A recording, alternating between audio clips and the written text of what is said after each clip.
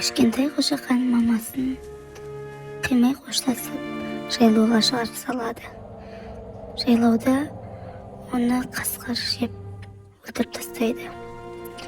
Кешке қойлар ауылға қайтқан кезде мамасы қайтпайды. Қошақан мамасын іздеп жылайды.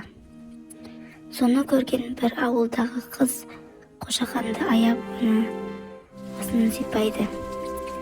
Оған ешкіні сауып, сүтін береді. Осылай қыз бен Қошақан дос болады. Екеуі бірге ойнап, бір-біріне бауыр басып, бірге жүреді. Бір күні қыздың ауылдан кететін уақыты келеді. Екеуі бір-бірін қимай қоштасады. Қыз көлігіне мініп кетіп бара жатқан кезде артынан Қошақан жүгіріп қуады, бірақ жете алмайды. Өстіп Қошақан ауылда өзі қалып қояды. Бір жыл өткен соң Қошақан үлкейеді. Бір жылдан кейін қыз ауылға келеді. Екеуі бір-бірін көріп құшақтасып сағынышын басады.